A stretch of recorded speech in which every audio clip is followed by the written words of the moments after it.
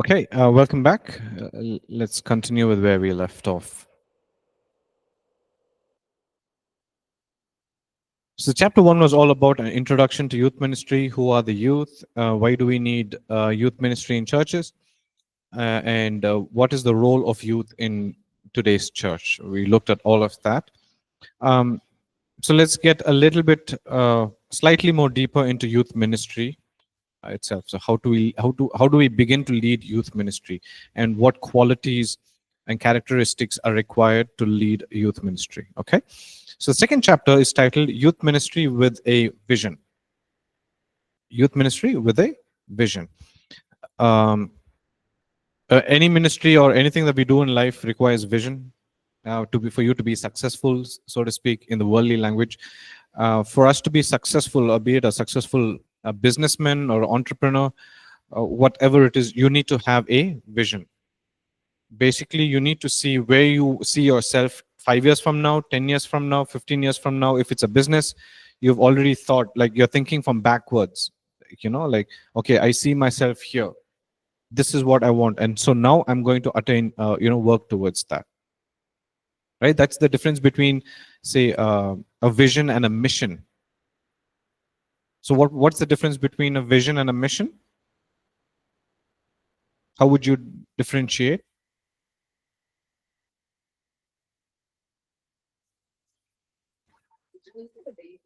Okay, a very textbook answer, Nina. Okay, vision is where you want to be.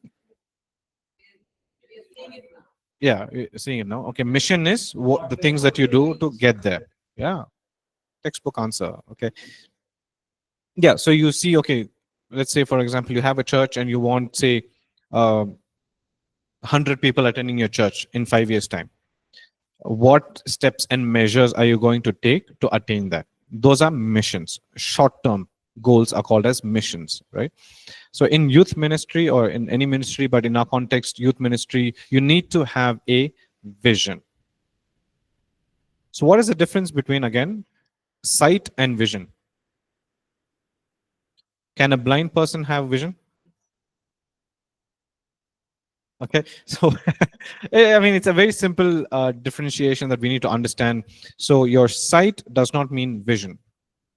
Like, I mean, your capacity or your ability to see, like, it's is the difference. You basically, in our context, vision is to simply say, what do you want your youth ministry to look like?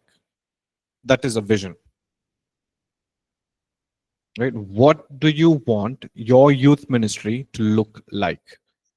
That is vision.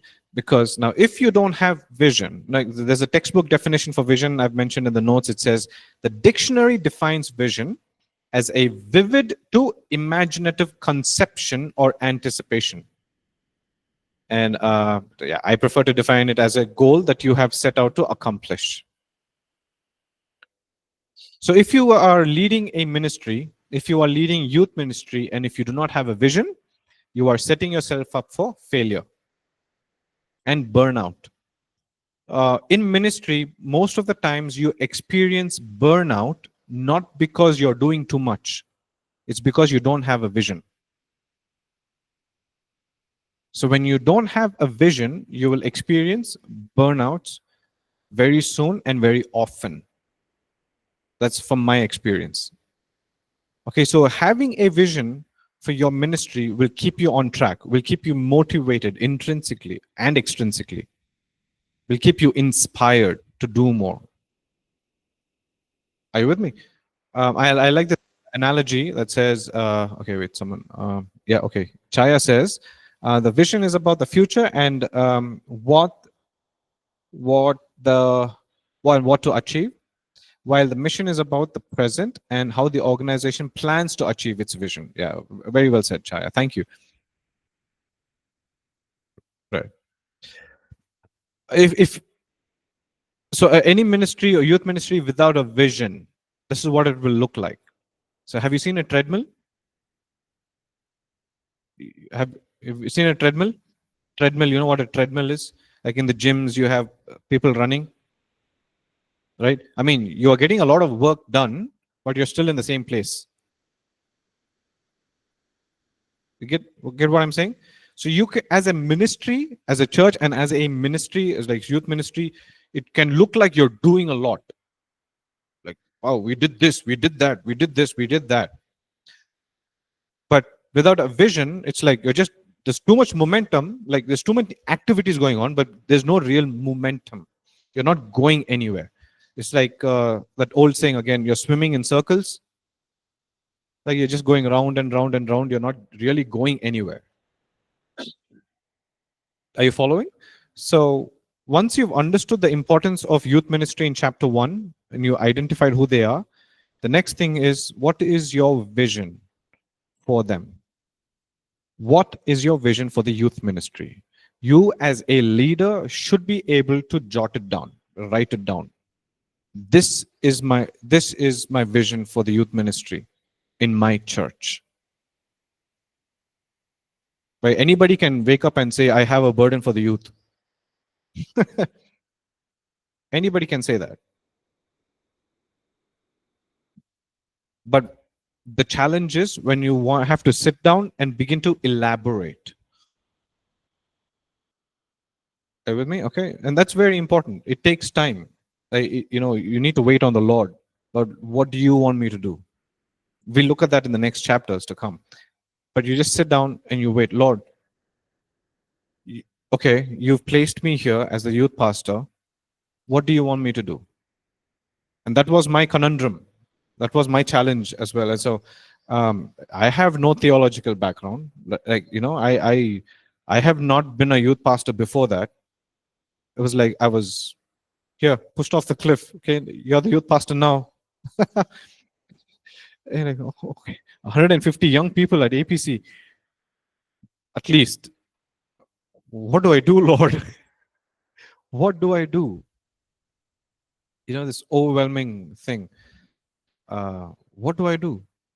And I'm sure every leader kind of goes through that phase, and that's a very good place to be in. Like I have learned, okay, when you don't know what to do, when you look at God and say, what do I do? My eyes are on you.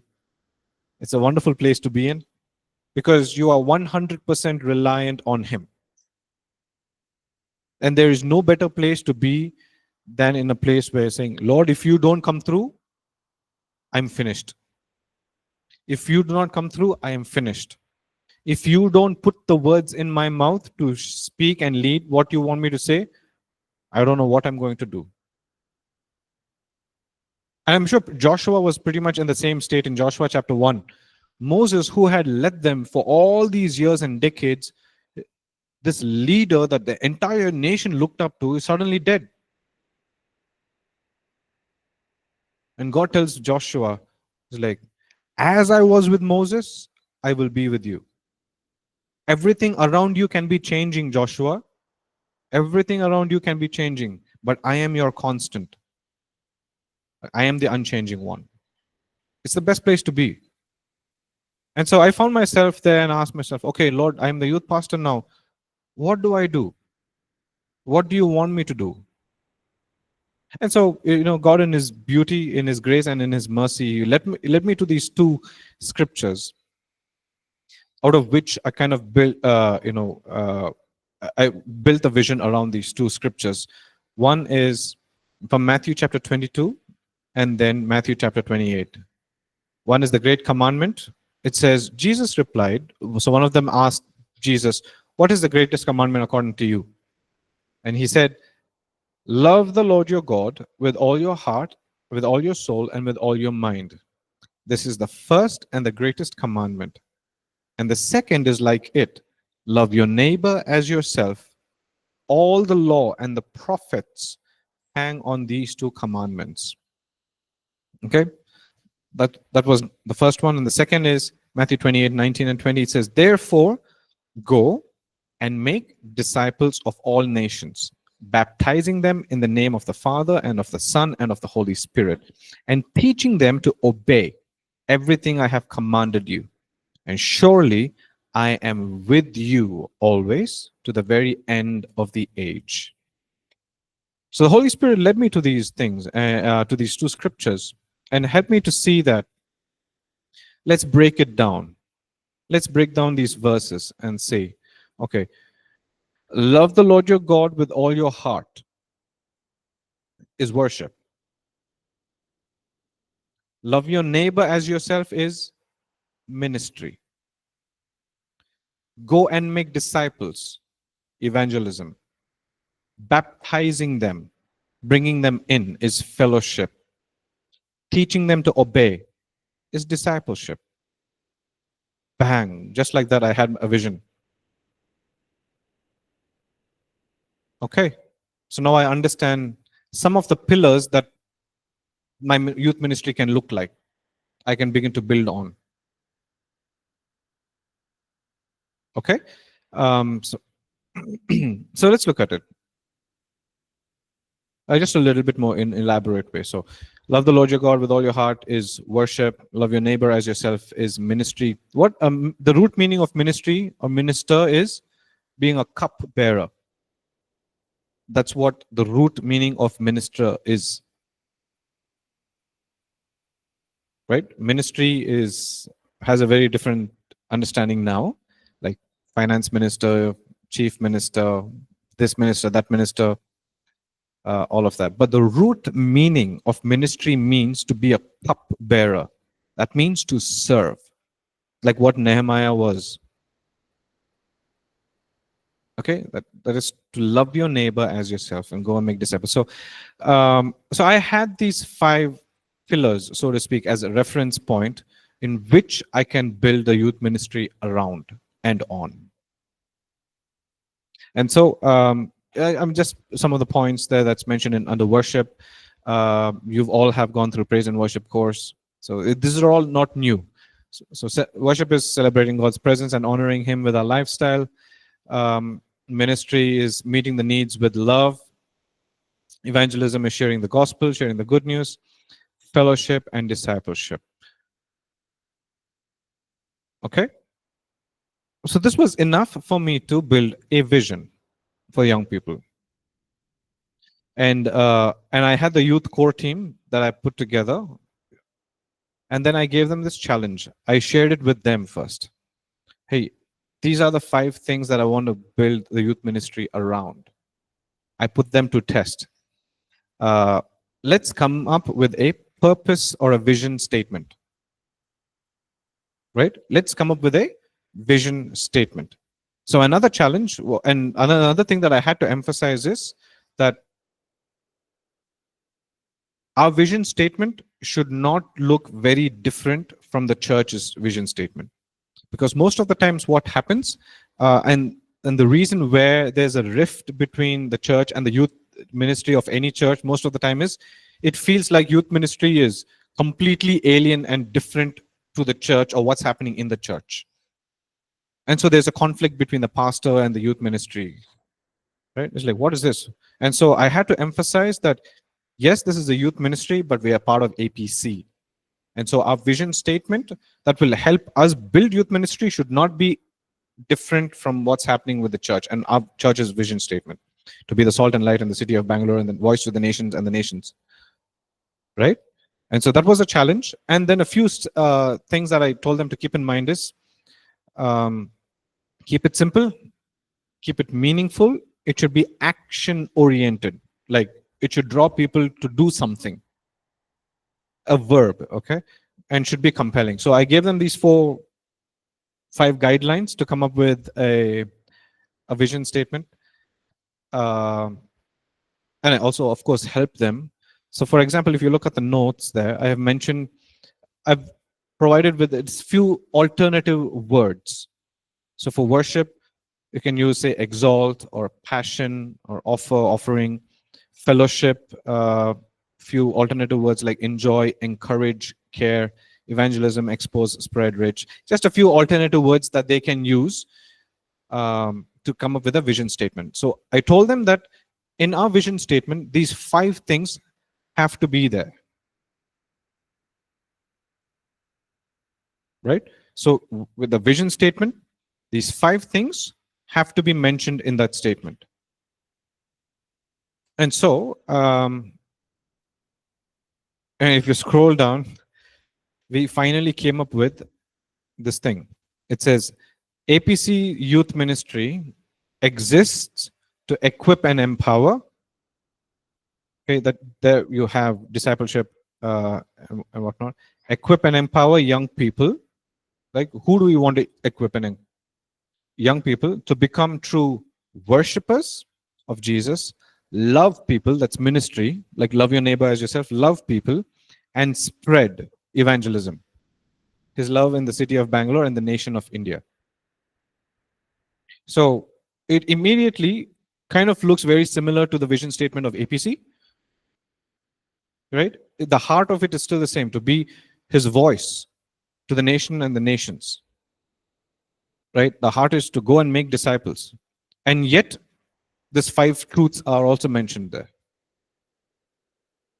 Are you with me? And so now when we look at the vision statement of APC Youth Ministry, it's very clear. Right? We want to become worshippers, right? We want to love people. We want to be discipled and disciple, to have fellowship, etc. Are you with me? Are you all with me so far? Okay. Any questions or any thoughts?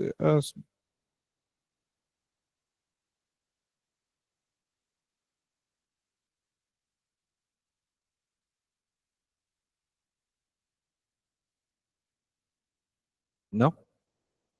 All good. Okay. Okay. Okay. Whenever you are a youth pastor, have you ever thought whatever I'm doing for the youth is not enough? Like I have to do something more for them.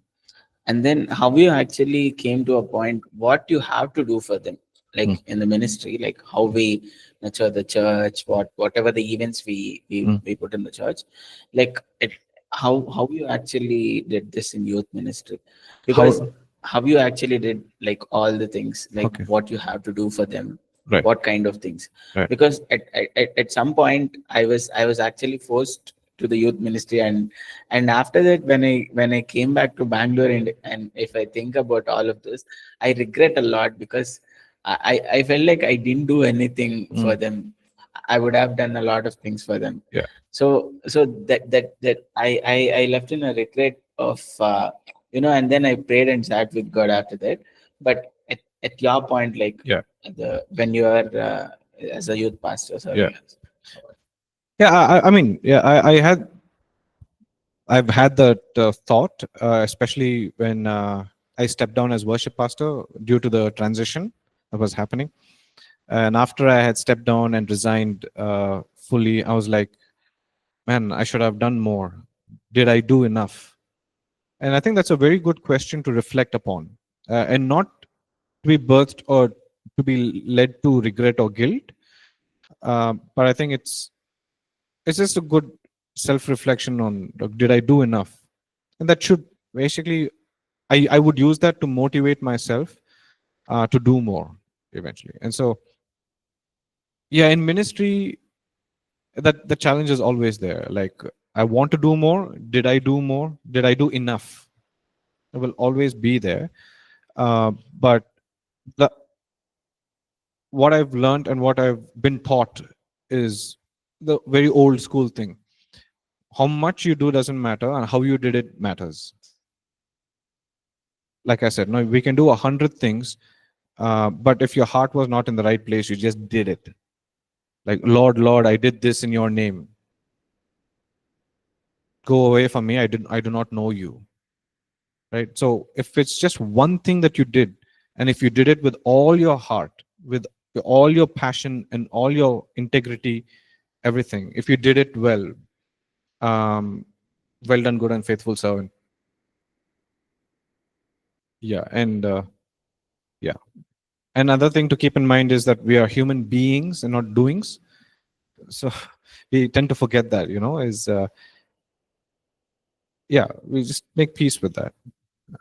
But the quantity doesn't matter, the quality matters. Yeah.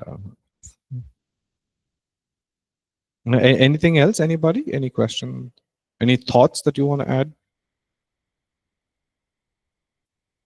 Has any one of you or those online were put in a position where you had to come up with a vision for a group of people that you were leading.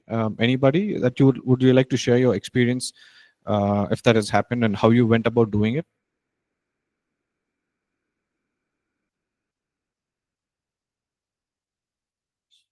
Question. Okay. Actually, like what happened past times, I was okay. So in my church, I was just leading. The few youths are there, so I was just leading them, and I went from here after my first year. So I did something like for youth.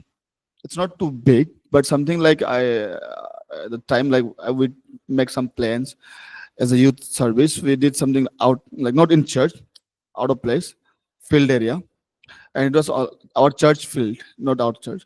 So we did something, and it was too good. The youth got encouraged, but what happened is from one of our church member, they bring it like as a complaint why they did like this. So after that, this issue become very big. So what actually I thought is, okay, like I did wrong, but I want correction in this. Like I thought like, okay, if I'm doing something good for my youth, because I'm the leader on the time, I'm handling this. They have complained like they want as it was before, like simply come, just do this and finish it and go. So I felt like, okay, I will not do this. Like whatever I was thinking, so many idea, and I talk with you. They are very excited with that. But after this issue happened, like everything got finished. I can say I used to do what before, like simply just go preach, do worship, and finish. But youths are becoming little sometimes bored because youths are no. They're like sometimes come, sometimes not come. But when I did this, every youth come, every single youth almost that they came. So how to what we have to do in this kind of situation when God like discourage and all? Um, can you wait till we reach chapter 5? can can you wait till we reach chapter 5? Oh, I'm just kidding. Because we'll address that as one of the issues that youth leaders face. Um, yeah, I'll answer the question, but one of the reasons which I mentioned in chapter 5, one of the reasons for premature ending of youth leaders in youth ministry is discouragement. Okay,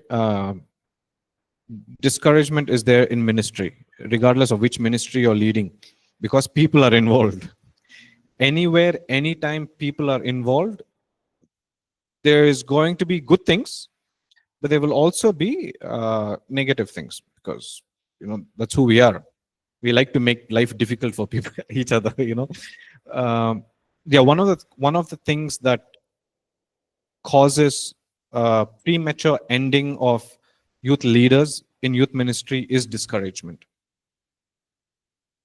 Okay, so just remember the thought, and I will 100% address your question in an elaborate way in the chapters to come. Okay, I will 100%, because it's there in the textbook. Okay. All right. This is a question from Chaya. It says, "What steps can be taken to take youth ministry to another level?" Okay. Thanks, Chaya. So again, I'd like to ask this question back to you. Is let's say you are leading a youth ministry.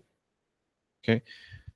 What does the another level mean to you in your context? So that would be the question that I would ask you, or any person who's asking me this question. Is we want to go to the next level, but my question again would be, do you know which level you're in, right? And how Pastor. would you define the next level? Sorry, Chaya, go ahead.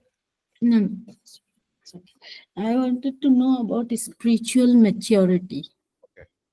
Okay. So we will know where our youth stands today. We are doing so much for them, Right. but we do not know how they are taking it and how they are growing spiritually. Right. Yeah. That's what- So to know how they are growing spiritually now, that's again an interesting question to like we don't have a gauging meter, like to see each of them's spirituality, where they are at.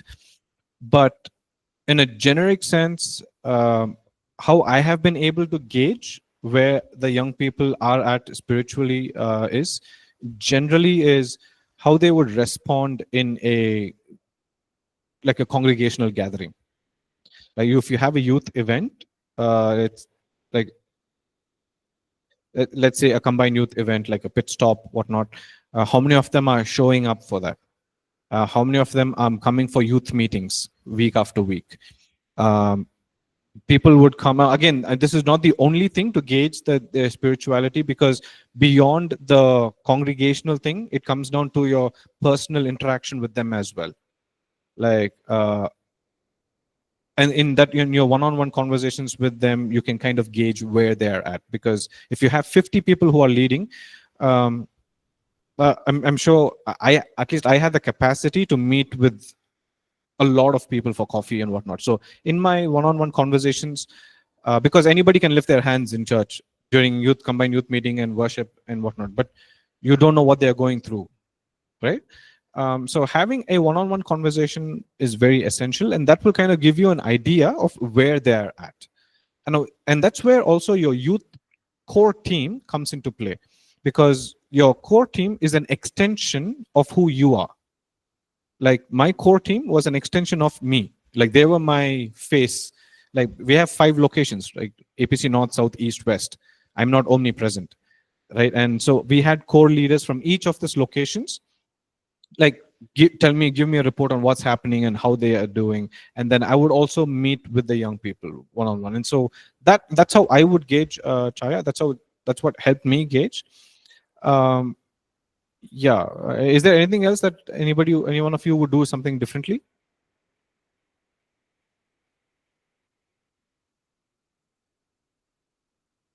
A personal interaction is very important. Um, one of the, yeah, that was, and I learned it. It's very hard because I don't have the bandwidth. I'm one person. There are about 100 odd young people, but it's very important that they know that you care. Okay, Jatin, you have raised your hand. Please go ahead. Yeah, so the something that I would like to add on to this, pastor. So I had some experience guiding some youths in the previous church that I was involved in. So as you said, just like you mentioned, they all like personal relationship with them, like as much as you can spend time with them. So we were like very few of us. So we used to call them home, or sometimes we meet in a common place like a mall or something. But then what connected us with them is because they like to listen to God's word. But more than that, they are so curious as to how we had applied in those cases. So, like when we tell some small stories of how God helped us, or like how we struggled, but God was still pursuing us in His love, He doesn't give up on us. So the very important thing is like they love to spend time, because they're not yet married and they don't have commitments. So like the it's very important that we have a personal connect with them. So what we used to do is like we used to disperse as small groups and then assign few people to some people, and then but they had the liberty to connect with any of us. But as you mentioned, that personal touch and the personal relationship and the time, at least once in 3 months or few months, if we can connect with them on a personal level, and then the if the leaders can discuss and spend more time with them, or like what best we can do for them, or what topics can we cover, especially the topics, something that should interest them, that they'll be able to listen. So these were some few things that we did, and then they were able to connect with us during those crucial decisions of marriage and workplace, and even after a long time. So some of them are still in touch with me. So that actually gives them the trust. So especially youths have to trust us, and for that we have to wait. It doesn't happen immediately, because we just say, oh, I spoke to you about this, and you just can't tell them, you should do this, you should do that. No, it's just like Tamil is like vittu kodukano. It's like vittu pidikano. It's so it's like walking on the thin rope. Yeah, but Yeah. Jesus loves them, and He will take care of their concerns just like He took care of us. That should always be in our mind. It should not be like we are bossy over them and like controlling them. They shouldn't develop that. So these are few things I felt like sharing, Pastor. Awesome. Thank you for sharing that. Appreciate it. Yeah, that's awesome. Yeah. Yeah, building trust, like Chaya again says, building trust is important. See, young people, right, in this generation, at least also during, I think any young generation, they can smell if someone is not genuine. Like from 5 miles away, they can smell if you're not authentic or if if you're being fake, right? And so it's very important, like, be genuine. That means they are very appreciative if you say, I don't know an answer to this. They'll appreciate it instead of you trying to make up something, like oh, like especially now, everything is at their fingertips now. It's like, this, he doesn't know what he's talking about, kind of a thing, right? But when you're genuine, another word that we used is vulnerability. Okay, say vulnerability. Oh, yeah. Um, what is the difference between vulnerable and transparent? So I, as a leader, it's very important that I'm make myself vulnerable with the people that I'm leading. So what's the difference between being vulnerable and transparent? Transparent is just like being open and showing everything, but whereas coming being vulnerable, it's like we are scared.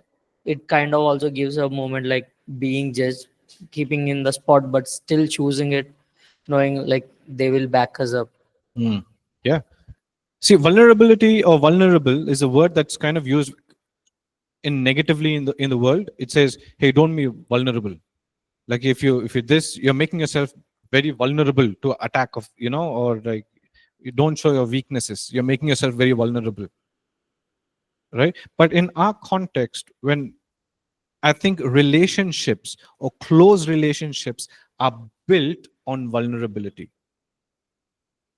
Okay, so the difference between transparency and vulnerability, the way I see it, is again, let's say I'm on my way to college, Bible college from home, and I meet Anand and says like, hey Anand, on my way to Bible college, I just got into a fight with someone, and I used some words.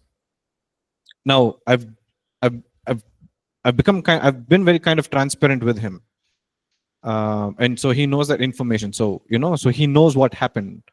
But vulnerability is me saying, uh, on my way to here to Bible college, I got into a fight, an argument, and I used some words that was not Christian-like, not Christ-like, and I've been struggling with this anger issues with me. So now I've not just been transparent, I've made myself vulnerable in exposing my weakness to Anand. And now I have actually empowered him in two ways. One is he can either help me say, okay, Roshan, now that you've shared your weakness with me, let's talk about how we can get over this weakness of yours. Right? Let me see. You tell me how I can help you overcome this weakness. That's positive way. I've become so vulnerable with him. I've empowered him so much that he can use what I've shared against me. They can go and tell Prince, hey, like, what this Roshan did? He got into a fight. He used all these words. What kind of a person he is? Get what I'm saying? The beauty of vulnerability is that. Now, again, I'm not saying that you have to be vulnerable with everybody. Like, you have to be wise about it. What I'm trying to say is young people appreciate it when you make yourself vulnerable and say, like, hey, this person trusts me so much that he's making himself vulnerable. Like, he doesn't have to share his weakness with me, but he is. And that builds trust. And I want to protect that. I want to guard that, like, when I go to a young people and say, like, hey, I struggle with addiction. I struggle with this thought of failure for so many years. They're immediately like, oh, so I'm not the only one. There's another person that they're able to relate with. And so they begin to open up. Are you following what I'm saying? And so that's the thing of, yeah, is it's just it's beautiful when Achaya says vulnerability focuses more on personal emotional exposure, while transparency focuses on clear and honest communication. Transparency is about clarity and openness in communication and actions, ensuring honesty and visibility. Yeah, thank you, Chaya. There's a book by Brené Brown, an author called Brené Brown, on vulnerability. I'll share it when I can. But yeah, so importance of vision, importance of building rapport. Uh, so if I were to ask you right now, okay, I mean, at the end of this chapter, there's a key question. Say, what does God want your ministry, organization, team to look like 3 to 5 years from now? Let's say you are all going to lead youth ministry. Okay, so take a minute and come up with a youth statement, vision statement. What would it be? I'm just kidding, guys. Okay, I know it takes more than. Okay, but give it a thought. Okay, so put yourself in a place where you are the youth pastor and you have to come up with a vision statement. Honestly, let this be an exercise for you.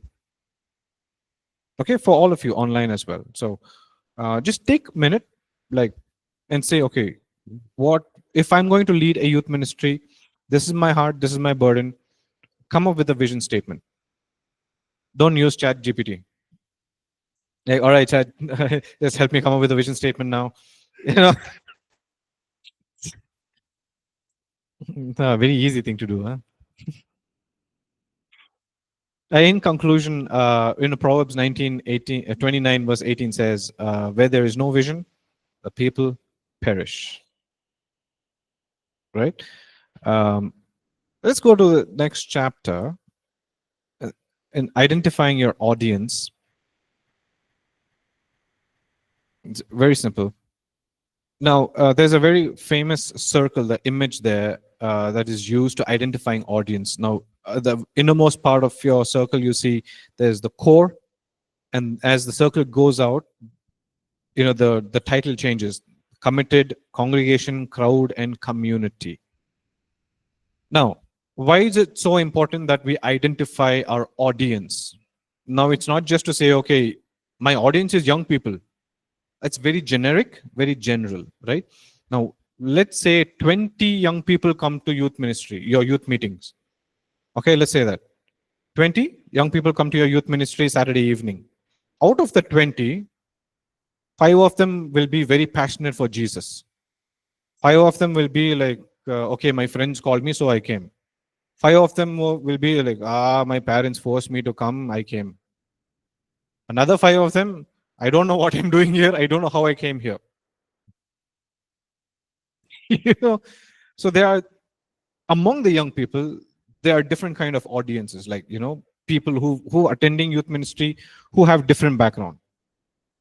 Are you following what I'm saying? Who do I cater to? How can you cater to everyone? One meeting can't cater to everybody. For example, if I choose to speak about evangelism, it will impact the 5 people there. Oh, they are passionate about Jesus. I'm like, I want to go and make disciples. Yes, pastor, hallelujah, all that. But what about the other 15 or the 10? Like, well, there's one group who don't even want to be there. The other group, they don't know how they got there. What will they make of it? Are you following what I'm saying? So that's what this chapter is all about, is just trying to identify who are our audiences. So now I have these 5 pillars: worship, evangelism, discipleship, fellowship, and ministry. I can't speak about all 5 of them in one program. Okay, 5 minutes, we're going to talk about worship. 5 minutes, we're going to talk about evangelism. Next, young people will be like, okay, make up your mind. What do you want to talk about? Are you with me? So having a vision is not just enough. Now, I need to be wise about how I implement it or use it. That's what wisdom is, isn't it? Wisdom is knowing how to apply the knowledge that you have. Right? You can have all the knowledge about coding, but wisdom is knowing how to use, which code to use when. Okay, that's what wisdom is. So I've just mentioned a few types of youth who would attend: the non-Christians, the new Christians, youth who knows a great deal about the Bible, the growing student, the spiritual leader, etc., etc. Now, from my observation in APC, not all 5 circles were relevant. Okay, no, it will depend and vary from church to church, ministry to ministry, congregation to congregation. From my observation, there were only 3 circles that it was became very obvious. The first one was the crowd and the congregation. Who are these audience?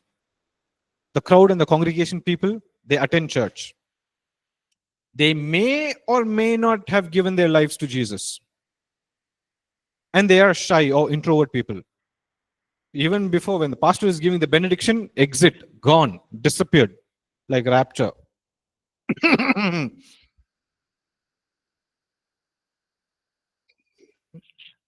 Prince, everybody is closing their eyes. Now is the best time to go. No? So there are this group of people who belong in that category. You identify them. Okay. Who are the people in the community circle? They attend church. They are committed to growing spiritually. They volunteer in different areas of ministries, but they are not necessarily proactive, but definitely interested in growing. Okay, they're not proactive. That means uh, they will not voluntarily come and say, I want to serve here, I want to do this. But if as a leader go and speak to them and say, hey, would you mind coming and helping? They will be help. They will say, okay, yeah, sure, I will do that. But they're not proactive by themselves.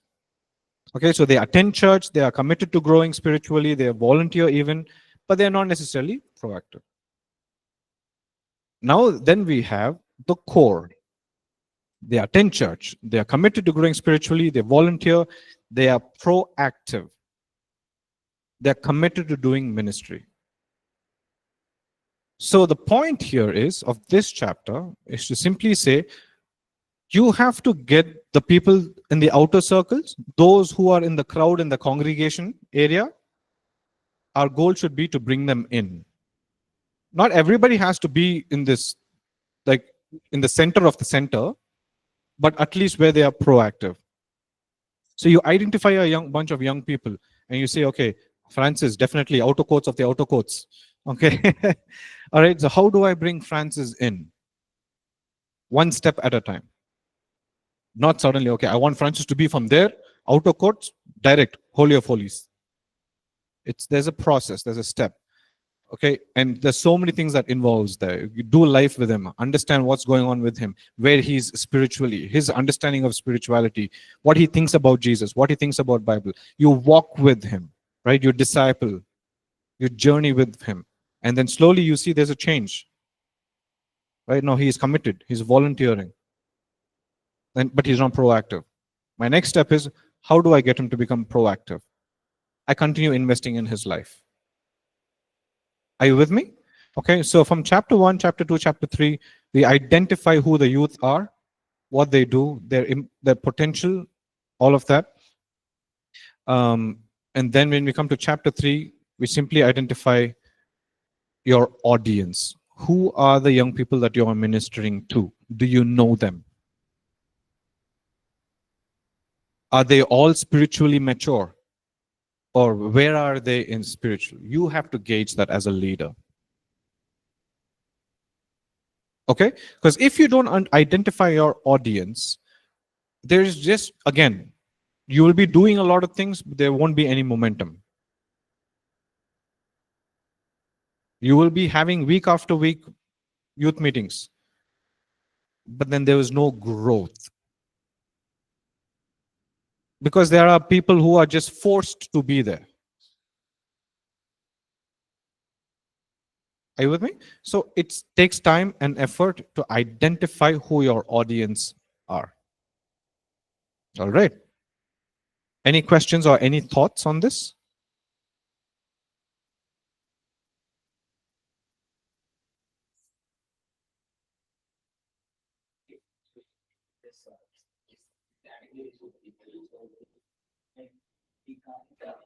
satisfy them in just one service.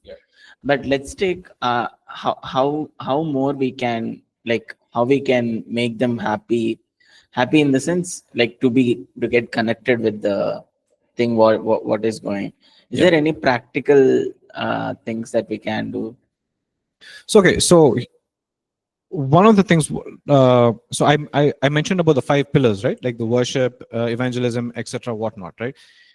Now I shared it with our our whole youth.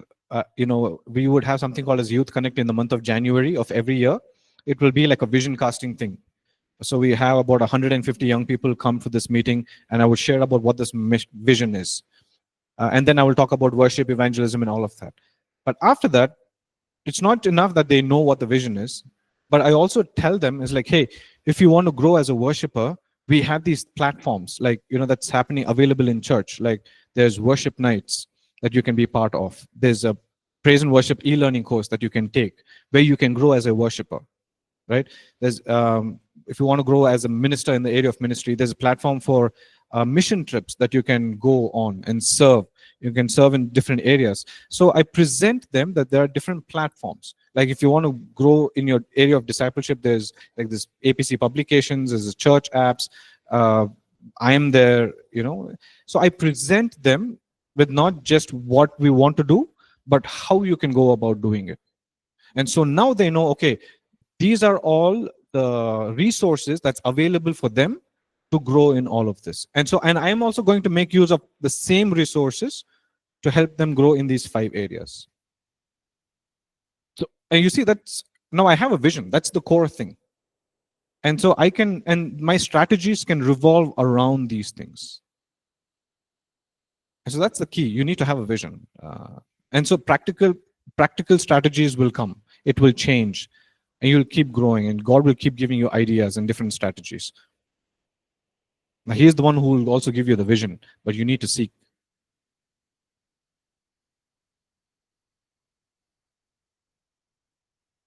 Okay. All right. If there are no other questions, we can stop here for today, and we'll continue next week. All right. Thank you so much for joining. God bless you. It's good to see you all again. I'll see you next week. Okay. Thank you.